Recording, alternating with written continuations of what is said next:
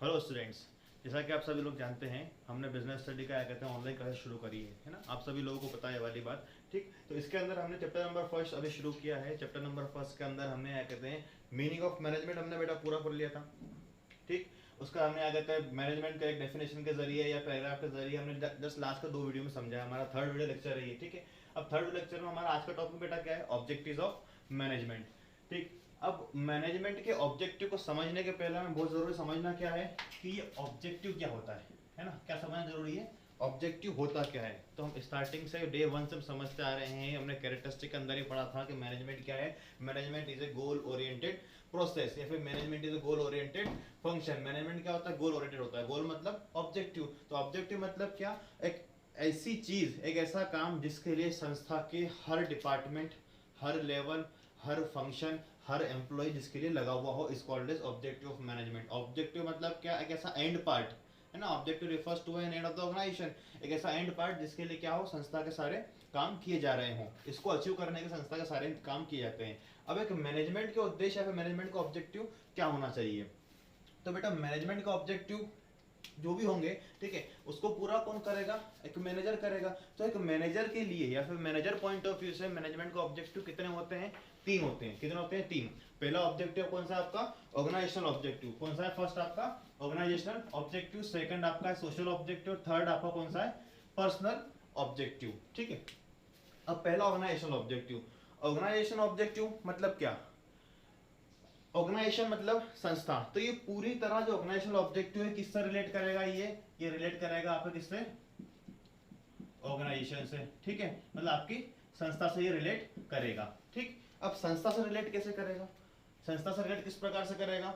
तो अभी तक हमने क्लास 11 में पढ़ा था और पहले भी हमने मतलब आप लोगों ने पढ़ा होगा कि संस्था का उद्देश्य क्या होगा। मान लीजिए आपने कोई कंपनी खोली है, किसी व्यक्ति ने कोई कंपनी खोली, तो उसका उद्देश्य, उसका ऑब्जेक्ट क्या होगा, प्रॉफिट अर्न करना। ये आज तक हमारे माइंड में क्या होता है कि कंपनी खोलने का एक पर्पस है, उद्देश्य क्या होता है, सिर्फ और सिर्फ प्रॉफिट अर्न करना, नहीं है ना। सिर्फ प्रॉफिट अर्न कम करने तक या फिर सिर्फ मतलब प्रॉफिट कमाने तक कंपनी सीमित नहीं है। कंपनी दूसरे बहुत सारे और भी ऑब्जेक्टिव होते हैं। ठीक, तो ऑर्गेनाइजेशन ऑब्जेक्टिव मतलब संस्था का ऑब्जेक्टिव है, संस्था के अंदर तक सिर्फ सीमित ऑब्जेक्टिव है, संस्था के लिए ही उद्देश्य क्या होगा। ठीक है, तो इसको भी क्या कहते हैं, मतलब 3 पार्ट में डिवाइड किया गया है। ठीक, पहला पार्ट कौन सा हमारा इसका, सर्वाइवल, सेकंड आपका प्रॉफिट और थर्ड आपका क्या है, ग्रोथ, है ना। सर्वाइवल, प्रॉफिट और ग्रोथ। ठीक है, अब सर्वाइवल, प्रॉफिट और ग्रोथ को समझना बहुत जरूरी है। सर्वाइवल मतलब क्या होता है, मैंने यहाँ पे लिखा हुआ है, covering cost to meet expenses and exist in competitive market. सबसे पहला काम क्या होता है इसका, कवरिंग कॉस्ट। ठीक है, कॉस्ट को कवर करना। कॉस्ट को कवर करना मतलब क्या, जो भी खर्चे किए जा रहे हैं, जो भी आगे संस्था खर्चे कर रही है, कम से कम उतना पैसा तो संस्था क्या करे, निकाल ले, है ना, कॉस्ट को कवर कर ले। क्यों कर ले कॉस्ट को कवर, ताकि वो अपने जो खर्चे हो रहे हैं वो पूरे कर पाए, है ना। ऐसा ना हो कि कंपनी 10 लाख रुपए लगा रही है और क्या कहते हैं अपने सामान को बेच के उसको मिल 9 लाख रुपए रहा है, मतलब 1 लाख घाटे में। कम से कम 10 लाख अगर कमा रही है तो स्टार्टिंग जब बिजनेस शुरू करेगी तो किसी भी कंपनी का उद्देश्य क्या होगा, अगर 10 लाख रुपए बिजनेस में इन्वेस्ट किए हैं तो कम से कम 10 लाख रुपए तो निकाले जाए, है ना। और एक और कारण क्या होगा, अगर 10 लाख रुपए इन्वेस्ट किए, है ना, अगर सरवाइव करना है मार्केट में, कॉस्ट को कवर करेंगे तो उसमें एक मतलब फायदा क्या होगा कि आप मार्केट में, कॉम्पिटिटिव मार्केट में एग्जिस्ट करते रहोगे, है ना। क्योंकि एक लॉस को बियर करने की ताकत भी एक सीमित होती है। ऐसा नहीं है कि चलो ठीक है पहले साल, हाँ हो सकता है कि पहले साल लॉस हो जाए, है ना, फिर सेकेंड ईयर प्रॉफिट कमा लेंगे, ठीक है। लेकिन अगर मान लो पहले साल भी लॉस है, सेकेंड ईयर भी लॉस है, तो कंपनी कब तक लॉस बियर करती रहेगी, 1 साल 2 साल 3 साल, फिर कंपनी क्या होगा, वाइंड अप होना पड़ेगा, बंद होना पड़ेगा। तो एक तो इसका सर्वाइवल का मतलब क्या है, कॉस्ट को कवर करना जिससे कंपनी अपने खर्चे पूरे कर सके, है ना। साथ में क्या, एग्जिस्टिंग कॉम्पिटिटिव मार्केट, मतलब इससे कंपनी क्या हो, एक प्रतिस्पर्धी जो बाजार है या फिर हमारे जो बहुत सारे जो कॉम्पिटिटर्स हैं उनके सामने क्या हो, कंपनी क्या कहते हैं मतलब बनी रहे, उसको छोड़ के मार्केट ना भागना पड़े, छोड़ के मार्केट उसको ना जाना पड़े। ठीक है, तो ऑर्गेनाइजेशन ऑब्जेक्टिव पहला सबसे काम क्या होता है, जैसे हमने कंपनी खोली तो हमारा पहला उद्देश्य क्या होगा, ऑर्गेनाइजेशन ऑब्जेक्टिव के रूप में सर्वाइव करना, मार्केट है पहले तो बने रहना। ठीक है, अब अगर मार्केट में हम टिक गए, लोगों ने हमने लोगों का भरोसा जीत लिया, तो फिर हमारा अगला काम क्या होगा, प्रॉफिट अर्न करना। अब प्रॉफिट मतलब क्या होता है, हम सभी जानते हैं, प्रॉफिट मतलब होता है लाभ कमाना, पैसा कमाना। हमें जितना खर्चा कहते हैं मतलब कुल मिलाकर प्रॉफिट मतलब क्या, वो पैसा, वो अमाउंट जो कि क्या कहते हैं आपने बिजनेस के अंदर मतलब सर बिजनेस से आपने क्या हो, अर्न किया हो अपने खर्चे के अलावा, है ना। इसका जरूरी क्यों है, ये लंबे समय तक टिके रहने के लिए। मैंने सर्वाइवल के अंदर लिखा था एग्जिस्ट इन कॉम्पिटिटिव मार्केट, यहाँ क्या लिख रहा हूँ कि अगर सर्वाइव करना है फिर टिके रहना किसके लिए, लॉन्ग पीरियड ऑफ टाइम के लिए, लंबे समय तक मार्केट में टिके रहना। ठीक, आप सर्वाइवल के जरिए कॉस्ट कवर कर लोगे, 1 साल 2 साल रह लोगे, लेकिन लंबे टाइम तक मार्केट में आपको बने रहना, तो प्रॉफिट आपको अर्न करना ही पड़ेगा। बिना प्रॉफिट के आप मार्केट में नहीं टिक पाओगे, है ना। और अगर बिजनेस में कुछ पैसा लगा रहा है तो कहीं ना कहीं उसकी उम्मीद भी क्या रहती है कि वो प्रॉफिट अर्न करे। वरना अगर 10 लाख रुपए लगा रहा है, पहले साल में अगर 10 लाख कमा रहा है तो सर्वाइव तो कर गया, सेकंड में 10 कमा रहा तो फिर सर्वाइव कर रहा है खर्चे, थर्ड में भी उसने अगर 10 कमा लिया तो फिर सर्वाइव कर गया, लेकिन खर्चे तो पूरे हो रहे हैं। उसकी इनकम, उसका पर्सनल प्रॉफिट क्या है, कुछ भी नहीं है। अगर और इस प्रकार से चलता रहा तो भी क्या कहते हैं, बिजनेस चलना या ना चलना, या बिजनेस खोलना या ना खोलना किसी काम का नहीं है। तो अगर सिर्फ 10 लाख ही कवर करने होते तो फिर इतना सारा लोन लेने की जरूरत क्या थी, इतने बड़े पैमाने बिजनेस शुरू करने की जरूरत क्या थी, कोई जरूरत नहीं थी, घर पे बैठे अच्छे थे, है ना। तो प्रॉफिट कमाना भी क्या है, बहुत इसेंशियल है। बिना प्रॉफिट के आप मार्केट में ज्यादा लंबे समय तक टिक नहीं पाओगे, प्रॉफिट कमाना जरूरी है। एक और चीज यहाँ पे क्या है, रिवार्ड फॉर बियरिंग रिस्क, ठीक है। अब रिवार्ड किसको है, ये बिजनेसमैन को ना, किसको है, ये बिजनेसमैन के लिए रिवार्ड है। प्रॉफिट का एक और चीज मानी जाती है जो रिस्क बियर करता है बिजनेसमैन, ठीक है। एज ए बिजनेसमैन अगर 10 लाख रुपए उसने क्या करा है, लोन लिया है, या 20 लाख का लोन लिया, 50 लाख का लोन अगर उसने लिया है तो उसके रिस्क है ना। अब वो जो रिस्क जो उसने ली है, वो जो उस रिस्क को क्या, वो क्या पैसा इन्वेस्ट कर रहा है, अगर डूब गया तो रिस्क है ना फिर पैसा, ठीक है। तो अगर डूब गया तो क्या कहते हैं, नुकसान है। लेकिन अगर प्रॉफिट क्या होगा, प्रॉफिट होगा तो मतलब क्या है कि उसके द्वारा लिए गए रिस्क के बदले में उसको रिवॉर्ड मिला है, प्रॉफिट, ठीक है। तो प्रॉफिट क्या है हमारा, reward for bearing the risk है। थर्ड हम बात करें तो इस ऑर्गेनाइजेशन ऑब्जेक्टिव का तीसरा पार्ट कौन सा है, ग्रोथ। कौन सा पार्ट है, तीसरा, ग्रोथ, ठीक है। अब जो ग्रोथ है, ग्रोथ मतलब क्या, आगे बढ़ना। पहला हम मार्केट में टिके रहे, धीरे धीरे हमने क्या करा, प्रॉफिट कमाना शुरू करा। अब प्रॉफिट कमाना शुरू करने आगे क्या होगा, संस्था का उद्देश्य क्या, हम क्या करें, आगे ग्रोथ करें। क्या करें, आगे हम ग्रोथ करें। तो ग्रोथ को हम किन किन टर्म्स में हम क्या कहते हैं, मतलब मेजर करेंगे, ग्रोथ किस प्रकार से मानी जाएगी। तो क्या है, लिखा है एक्सपांशन ऑफ एक्टिविटीज। आप अपनी एक्टिविटीज का वृद्धिकरण करें, उसको फैलाएं, है ना। या फिर एक्सपांशन कह लो, या फिर एक और वर्ड है क्या, डाइवर्सिफिकेशन, विविधीकरण। अगर डाइवर्सिफिकेशन वर्ड आता है मतलब भी क्या, पे ग्रोथ की बात की जा रही है ना। अगर डाइवर्सिफिकेशन आता है तो भी क्या है, ग्रोथ ही है, ठीक है। तो एक्सपांड करें अपनी मतलब गतिविधियों को, बिजनेस को, या फिर डाइवर्सिफाई करें, विविधीकरण करें उसको। विविधीकरण कैसे होगा बताते हैं आगे, ठीक है। नंबर ऑफ एम्प्लॉइज का बढ़ना, ठीक है, इंक्रीज होना, नंबर ऑफ एम्प्लॉइज का बढ़ना, नंबर ऑफ ब्रांचेस का बढ़ना, नंबर ऑफ प्रोडक्ट्स का बढ़ना, है ना। या फिर सेल्स के अंदर क्या होना, इंक्रीज होना, ये सब किस में आया, ग्रोथ के अंदर आएगा। अब ग्रोथ जरूरी क्यों है, आपको मैंने पहले ही बताया कि बिजनेस के अंदर अगर आपको बिजनेस को फैलाना, बिजनेस को बड़ा करना है, अपना नाम बड़ा करना है, अपने देश का नाम बड़ा करना है, तो आपका बिजनेस क्या होना चाहिए, ग्रो होना जरूरी है, ठीक है। अगर प्रॉफिट कमाते रहोगे सीमित अमाउंट तक, अगर लिमिटेड अमाउंट आप क्या आपकी इनकम होती रहेगी तो क्या होगा, क्या हाँ आपकी रिक्वायरमेंट्स तो पूरी हो रही होंगी, लेकिन आपका बिजनेस जहां है वहीं के वहीं रह जाएगा, ठीक है। और क्या होगा कि लोग आपके बिजनेस में ज्यादा इंटरेस्ट नहीं लेंगे। कोई कंपनी खोली, कंपनी का पूरा बिजनेस चलता कैसे है, जब लोग उसमें as a shareholder invest करते हैं, है ना। तो लोग क्या करेंगे, उसमें इन्वेस्ट नहीं करेंगे। पर अगर ग्रोथ होगा तो ग्रोथ को मेजर करने के लिए टर्म्स क्या होंगी कि आपकी एक्टिविटी एक्सपांड हो, है ना। एक अब डाइवर्सिफाई करो, आप एक जगह बिजनेस करो, आपने अगर एक दूसरी सिटी में बिजनेस शुरू कर दिया। नंबर ऑफ एम्प्लॉइज, पहले समझते नंबर ऑफ ब्रांचेस, ठीक है। नंबर ऑफ ब्रांचेस को कैसे बढ़ाएंगे हम, कि हमारे आगे एक ब्रांच है, जैसे हमारा दिल्ली के अंदर है, दिल्ली की किसी आपके मतलब जगह पर एक ब्रांच है, तो आपने अगर दूसरी जगह में एक और ब्रांच खोल ली, जब क्या होगा, लोगों की निगाह, लोग आपके बिजनेस में इन्वेस्ट करना चाहेंगे तो वो क्या देखेंगे कि इस पर्सन के 2-2 ब्रांचेस हैं, या 6 ब्रांचेस हैं, या फिर 20 ब्रांचेस हैं। मतलब कहीं ना कहीं क्या कहते हैं, संस्था पैसा कमा रही है, जब इतना डाइवर्सिफाई कर रही है, ब्रांचेस खोल रही है। नंबर ऑफ एम्प्लॉइज, आपके एम्प्लॉइज बहुत ज्यादा हो, एक ब्रांच के अंदर मान लो 50 या 60 एम्प्लॉइज हैं, तो अगर 10 ब्रांच है मतलब 500-600 एम्प्लॉइज को अगर आप मैनेज कर पा रहे हो और रिजल्ट अच्छे दे रहे हो, तो क्या कहीं ना कहीं शेयर होल्डर्स की निगाह पड़ेगी नहीं, आकर ये बिजनेस बहुत बढ़िया है। नंबर ऑफ प्रोडक्ट, आपका प्रोडक्ट क्या हो, बड़े, है ना। प्रोडक्ट आपका मतलब एक ही प्रकार का प्रोडक्ट में मतलब डील ना करें, प्रोडक्ट को मतलब क्या करें, डाइवर्सिफाई करें। इंक्रीज इन सेल, सेल के अंदर जो आपका सेल का जो ग्राफ हो हमेशा क्या हो, ऊपर जाए, वो ऐसा ना हो कि हर साल कांस्टेंट रहे, ठीक है, सेल्स में बढ़ोतरी हो। तो बेटा इस प्रकार से क्या हो गया, आपका ऑर्गेनाइजेशनल ऑब्जेक्टिव पूरा हो गया, सर्वाइवल, प्रॉफिट, ग्रोथ। अभी जो तीनों पॉइंट थे इसके अंदर थे, ऑर्गेनाइजेशनल ऑब्जेक्टिव के अंदर थे, है ना। तीनों जरूरी हैं, तीनों को आना जरूरी है, तीनों को मिला के आपका ऑर्गेनाइजेशनल ऑब्जेक्टिव कहलाता है।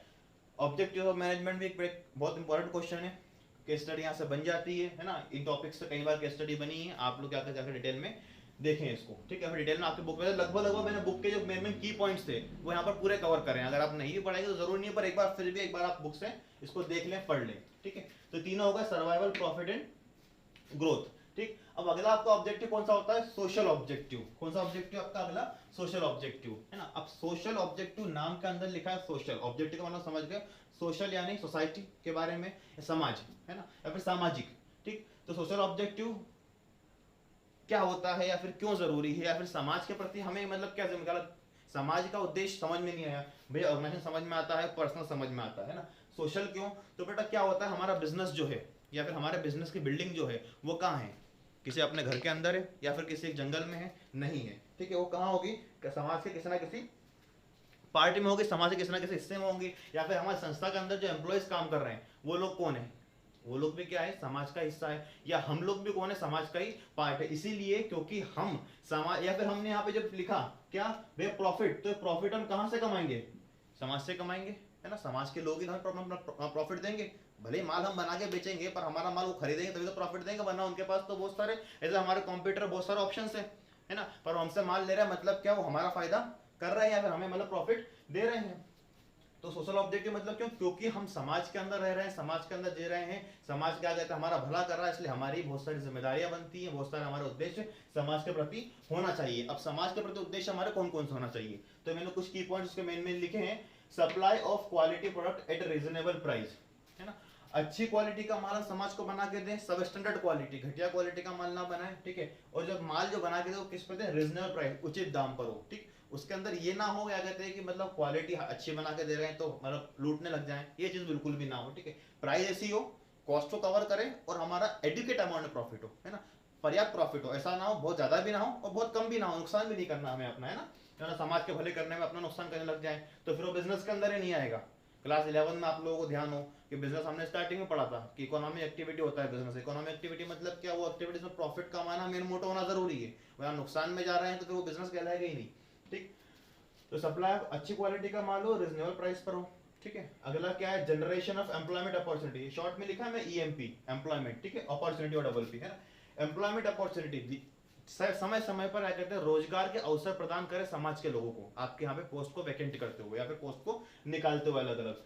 ठीक है, अच्छा ये एम्प्लॉयमेंट अपॉर्चुनिटी भी कब निकालोगे, जब आप अपना एक्सपेंशन करोगे, है ना। आपने मान लो एक कंपनी शुरू करी, क्या करा आपने, एक कंपनी शुरू करी, उसका 100 लोगों को आपने क्या करा, रिक्रूट कर लिया, मतलब सिलेक्ट कर लिया, उसको रिक्रूट करके उनको सिलेक्ट कर लिया 100 लोगों को।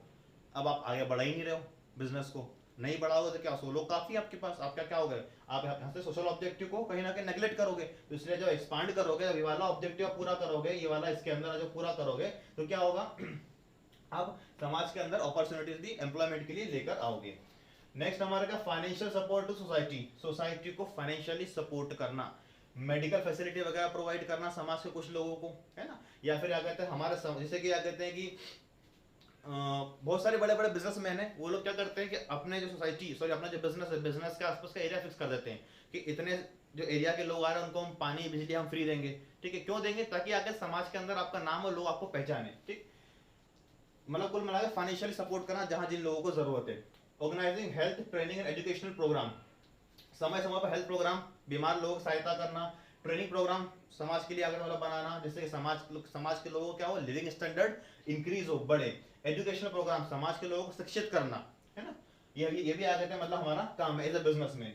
नेक्स्ट हमारा पॉइंट क्या बेटा, using environmental friendly methods of production, production जो हम करें, माल को हम प्रोड्यूस करें, उस प्रोडक्शन की मेथड कैसी हो, एनवायरमेंटल फ्रेंडली हो, है ना, हमारे समाज का हमें फायदा भी करना, साथ में क्या हमें हमारे एटमॉस्फेयर को, हमारे एनवायरमेंट को भी हेल्दी रखना बहुत जरूरी है। ठीक है, तो प्रोडक्शन के मेथड हमारे बिल्कुल भी हमारे एनवायरमेंट के लिए, समाज के लिए क्या हो, नुकसानदायक ना हो। ठीक है, providing employment opportunity to weaker section of society, समाज के जो कमजोर वर्ग है ना, जो पिछड़ा वर्ग है, जो कमजोर वर्ग है, जिसके पास क्या कहते हैं मतलब पैसा नहीं है, खाने के लिए कुछ भी नहीं है, उन लोगों के लिए हमने ऊपर पढ़ा एम्प्लॉयमेंट अपॉर्चुनिटी है, वही उसी से मिलता जुलता पॉइंट है। समाज के कमजोर लोगों को, जिनको क्या कहते हैं रोजगार की बहुत ज्यादा जरूरत है, उनके लिए क्या कहते हैं क्या करना, एम्प्लॉयमेंट अपॉर्चुनिटी अपने संस्था के लोअर लेवल पर निकालना। काम भले ही कहते छोटा हो, वैसे काम को छोटा या बड़ा नहीं होता, पर क्या कहते हैं एक पॉइंट से देखे तो भले कम सैलरी वाला काम, छोटा काम हो, लेकिन उनके लिए क्या कहते हैं वहां पर वैकेंसीज के रूप में उनके लिए निकालना। सोशल ऑब्जेक्टिव बस इतना ही है, अच्छी क्वालिटी का माल बनाए, उचित दाम पे बनाए, है ना, जनरेशन ऑफ एम्प्लॉयमेंट अपॉर्चुनिटी, समय समय पर क्या करें, एम्प्लॉयमेंट की अपॉर्चुनिटी लेकर आए। ठीक है, नेक्स्ट क्या है, फाइनेंशियल सपोर्ट सोसाइटी, सोसाइटी को क्या कहते हैं मतलब फाइनेंशियली आप सपोर्ट करें। Next is yours health facility, health के कैंपेन चलाएं, ट्रेनिंग प्रोग्राम वगैरह रखते रहे, समाज को क्या कहते हैं मतलब एजुकेट करते रहे, उनको मतलब उनके लिविंग स्टैंडर्ड को क्या करें, इंक्रीज करें, है ना। प्रोवाइडिंग एम्प्लॉयमेंट अपॉर्चुनिटी, समाज के वीकर सेक्शन को ठीक है, निम्न वर्ग को, छोटे वर्ग को क्या करें हम, एम्प्लॉयमेंट अपॉर्चुनिटी प्रोवाइड करें। तो इस प्रकार से हमारा बेटा दोनों ऑब्जेक्टिव्स पूरे हो गए, organisational objective, social objective. Third हमारा क्या है, पर्सनल ऑब्जेक्टिव। अब पर्सनल ऑब्जेक्टिव के अंदर क्या आएगा, कॉम्पिटिटिव सैलरी। अब अच्छा, पर्सनल ऑब्जेक्टिव जो है ना, ये किससे जुड़ा हुआ है, पहले ये समझ ले। पर्सनल ऑब्जेक्टिव मतलब ये मत समझ लेना कि पर्सनल मतलब व्यक्तिगत या फिर कहीं ना कहीं कंपनी जुड़ा, नहीं। पर्सनल ऑब्जेक्टिव हमने स्टार्टिंग में क्या पढ़ा, ऑर्गेनाइजेशनल ऑब्जेक्टिव। ऑर्गेनाइजेशनल ऑब्जेक्टिव के तहत हमने हमारा भला कर लिया, है ना। पहले हम सर्वाइव कर गए मार्केट में, हमने प्रॉफिट कमा लिया और हमने क्या करा, ग्रो कर लिया, अपने आप को एक्सपांड कर लिया, डाइवर्सिफाई कर लिया। यहाँ समाज का भला कर दिया, है ना, समाज के लिए अगर मतलब इतना सारे हमने अगर उद्देश्य बना लिए, उनका फायदा कर दिया। अब आखिरी में ये कौन है, ये पर्सनल मतलब कौन है, ये हमारा ह्यूमन रिसोर्स है। कौन है ये, हमारा ह्यूमन रिसोर्स, ठीक है। ह्यूमन रिसोर्स कौन, संस्था का सबसे की एसेट, ठीक है, मेन एसेट, ठीक है, संस्था का मेन। क्योंकि ये सारे काम, ये वाला ऑब्जेक्टिव पूरा करना या फिर समाज का उद्देश्य पूरा करना कब हो पाएगा, जब ये लोग हमारे यहाँ काम करेंगे तब होगा ना, ये लोग हमारा आगे तो पूरा सपोर्ट करेंगे काम करने में तब होगा। तो इनका ध्यान रखना क्या है, बहुत जरूरी है, ठीक है। ह्यूमन रिसोर्स का ध्यान रखना क्या है, बहुत जरूरी है। अब इनका ध्यान किस प्रकार से रखा जाए, इनका ध्यान कैसे रख सकते हैं, कॉम्पिटिटिव सैलरी, सैलरी इनको अच्छी प्रोवाइड करें, है ना। सैलरी में ये ना हो मतलब काम जितना कर रहे हैं उसकी मतलब उस पूरे काम का पेमेंट करें, है ना, या फिर काम को जस्टिफाई करते हुए पेमेंट करें। ऐसा ना हो कि काम ज्यादा करवा लिया उनसे और सैलरी उस काम के अकॉर्डिंग कम दी, है ना। सैलरी अच्छी दें, ठीक है। इससे क्या होगा, अगर आप सैलरी अच्छी प्रोवाइड करेंगे तो इससे मतलब फायदा क्या होगा कि क्या कहते हैं, मतलब आपका जो कॉम्पिटिटर है उसके पास एम्प्लॉयज कभी नहीं जाएंगे, है ना। अगर आप सैलरी को कम दोगे तो क्या होगा, आपके जो कहते हैं एम्प्लॉयज हो आपको कंप्यूटर के पास जा सकते हैं और आपको मतलब छोड़ सकते हैं। इससे क्या होगा, आप अच्छा एम्प्लॉय, आपके काम का एम्प्लॉय आप खो सकते हो। और एक एम्प्लॉय क्या है, सबसे मेन ऐसा पर्सन है जिससे आप जितना चाहो मतलब एक मतलब काम करवा के अच्छे से अच्छा पैसा आप खुद भी कमा सकते हो, उसको अच्छा पैसा देके, है ना। Good and healthy working conditions, जो एम्प्लॉय काम कर रहा हो ना, ठीक है, तो उसकी क्या हो, वर्किंग कंडीशन वहाँ की हेल्दी हो, अच्छी हो, वहाँ गंदगी ना हो, है ना। या फिर वहाँ पर अगर कोई एम्प्लॉय मशीन पे काम कर रहा है तो मशीन पूरी तरह फिट हो, अनफिट मशीन ना हो जिससे कि क्या कहते हैं कभी एम्प्लॉय को क्या कहते हैं मतलब उससे खतरा हो, है ना। या फिर क्या कहते हैं मतलब बहुत सारी मशीन ऐसी भी रहती है इससे क्या कहते हैं एम्प्लॉय के जान जाने का बड़ा खतरा होता है, ठीक। तो क्या कहते हैं क्या हो, वर्किंग कंडीशन हेल्दी हो, एम्प्लॉय को अपने क्या कहते हैं जान का या फिर अपनी क्या कहते हैं मतलब किसी प्रकार का मतलब कोई वहाँ पे नुकसान होने का डर ना हो। रिकग्निशन मतलब क्या, आप एम्प्लॉय को सम्मान दें, उसके रिस्पेक्ट करें, उससे मतलब सही से बात करें, उसका पूरा आप क्या करें, एम्प्लॉय का ध्यान रखें। नेक्स्ट क्या आपका, ट्रेनिंग एंड प्रमोशन, ठीक है। समय समय एम्प्लॉय को क्या करना, ट्रेन करना, क्या करें, एम्प्लॉय को आप ट्रेनिंग प्रोवाइड करें समय समय पर, 2 महीने 4 महीने 6 महीने जो भी आपको कंपनी का कहते हैं मतलब शेड्यूल बने या फिर क्या कहते हैं मेमोरेंडम हो एसोसिएशन के अंदर जो भी कंपनी का रूल्स एंड रेगुलेशन फाइनल हो, आप एम्प्लॉय को ट्रेनिंग प्रोवाइड करें और प्रमोशन के चांसेस दें, है ना। मतलब क्या करियर में उसके क्या करें, ग्रोथ करें, क्या करें, करियर ग्रोथ के चांसेस उसके एम्प्लॉय को दें, ठीक है। Fulfilling needs of employees, employee के रिक्वायरमेंट को समझे, है ना, और उसकी क्या करें, नीड्स को हम फुलफिल करें, है ना। ऐसा ना हो क्या कहते हैं मतलब कि हमारी मतलब क्या कहते हैं रिक्वायरमेंट जो है मतलब यहाँ पे हम वो पूरी करवा लें एम्प्लॉय से सर्वाइव प्रॉफिट और ग्रोथ की, एम्प्लॉय की रिक्वायरमेंट पूरी ना करें, नहीं। उसकी रिक्वायरमेंट सैलरी बढ़ाने की हो तो उसको समझ के जितना पॉसिबल उतना उसको बढ़ा सकें, उसके जो भी रिक्वायरमेंट्स है उसको मतलब करियर में उसको ग्रोथ दे, उसका प्रमोशन वगैरह करें, है ना। ये सब चीजें बहुत जरूरी है, एम्प्लॉय को मतलब रिक्वायरमेंट्स को नीड्स को फुलफिल करना क्या है, बहुत जरूरी। इन शॉर्ट अगर हम पर्सनल ऑब्जेक्टिव को क्या कहते हैं मतलब खत्म करें तो पर्सनल ऑब्जेक्टिव इतने में है कि हम हमारे ऑर्गेनाइजेशन ऑब्जेक्टिव को इंडिविजुअल ऑब्जेक्टिव्स के साथ कनेक्ट कर दें, है ना। मतलब क्या, अगर सारे ऑब्जेक्टिव हो तो मतलब इसका मतलब क्या है कि हमारा जो ऑर्गेनाइजेशन ऑब्जेक्टिव है ना, खुद का प्रॉफिट देखना, खुद को डाइवर्सिफाई करना, उसको इससे जोड़ दें। मतलब क्या, तो इससे ऑटोमेटिक क्या होगा, हमारी जरूरत भी पूरी हो जाएगी और हमारे एम्प्लॉय की जरूरत भी पूरी हो जाएगी। तो बस बेटा ऑब्जेक्टिव्स ऑफ मैनेजमेंट में इतना ही है, इससे ज्यादा कुछ भी नहीं है। इंपॉर्टेंट टॉपिक है, केस स्टडीज यहाँ पे आ भी चुकी हैं और उम्मीद है इस साल भी आ जाए, बड़ी अच्छी बात आ जाए। तो छोड़ा कुछ भी नहीं है, एक बार डिटेल में आपके बुक में 1.5 पेज का टॉपिक है, आप लोग एक बार डिटेल में इसको पढ़ लें। कोई डाउट हो तो आप बिल्कुल कमेंट सेक्शन में अपना डाउट बता दें, कोई डाउट ना हो तो बड़ी अच्छी बात है, ठीक। अब इसके बाद अच्छा, एक स्टूडेंट ने मुझसे ये पूछा था कि सर 1 महीना ही बचा है तो क्या हमारे 12 चैप्टर्स पूरे हो पाएंगे। तो देखो बेटा, ये जो शुरू करना था, शुरू हमें करना था 11th वालों के लिए। 11th मतलब जो 12th में जनरल प्रमोशन से आ चुके हैं, है ना। लेकिन फिर बाद में क्या कहते हैं, मन में ये भी आया कि अभी तो लास्ट जो 12th की बैच थी, है ना, 2019-20 का जो बैच था 12th का, उसकी भी बिजनेस स्टडी एग्जाम अभी नहीं हुई है। जुलाई के मंथ में, शायद 9 जुलाई को आसपास, मेरे को डेट कंफर्म नहीं हूँ मैं, मतलब नहीं है मुझे, शायद 9 जुलाई को उनका एक बिजनेस एग्जाम है। तो लगभग 1 महीना 8 दिन 10 दिन अभी बचा हुआ है ना। कोशिश करेंगे पूरा हो जाए, है ना। अभी भी हम लोग नाइट में मतलब काफी लेट हो गए हैं बिजनेस मतलब इसको शूट करने, दिन में टाइम मिल नहीं पाता है, ठीक, कुछ ना कुछ काम रहते हैं, तो नाइट में इस वीडियो का भी शूट कर रहे हैं, तो हम कोशिश करेंगे कि बेटा पूरा करें, जरूरत पड़ी तो हम क्या कहते हैं बड़े बड़े वीडियोस बना देंगे, लंबे लंबे वीडियोस बना देंगे। अब लंबे वीडियोस जो रहेंगे उसको मतलब दिक्कत आती है, मतलब क्या कहते हैं मतलब उसको शूट करने में या उसको मतलब अपलोडिंग वगैरह करने में, देखेंगे अगर हो पाया तो हम मतलब बड़े बड़े वीडियोस बना देंगे। ठीक है, ये ऑब्जेक्टिव ऑफ मैनेजमेंट खत्म हुआ आपका। अब इसके बाद हमारे बेसिकली 3 या 4 टॉपिक और बचते हैं। नेचर ऑफ मैनेजमेंट बचेगा, आप जिसमें आर्ट साइंस और प्रोफेशन पढ़ लेंगे, है ना। फंक्शन ऑफ मैनेजमेंट बचेगा, आपका कोऑर्डिनेशन बचेगा, और लेवल्स ऑफ मैनेजमेंट बचा। 4 टॉपिक है, लगभग 2 वीडियो में हम अगले पूरा इसको कर देंगे। ठीक है बेटा, जब तक के लिए इस पूरे टॉपिक को आप पढ़ें। अभी लास्ट में आपको मैं 5 सेकंड दे दूंगा, इसको आप चाहो तो आप क्या करेंगे, इसका स्क्रीनशॉट ले लें, वरना वीडियो आपके पास है, इसको वापस से आप पूरा वीडियो देखें, समझे इसको अच्छे से। केस स्टडीज आपको नेट पे इस पे बहुत सारी मिल जाएगी टॉपिक वाइज। ठीक है, ऑर्गेनाइजेशन ऑब्जेक्टिव की अगर case studies, social objective case study, personal objective की केस स्टडी, आप टॉपिक वाइज केस स्टडीज को उठाएं और क्या कहते हैं क्या करें वहां से पढ़ें, है ना। और अगर कोई डाउट हो तो आप पूछें। ठीक है बेटा, थैंक यू वेरी मच।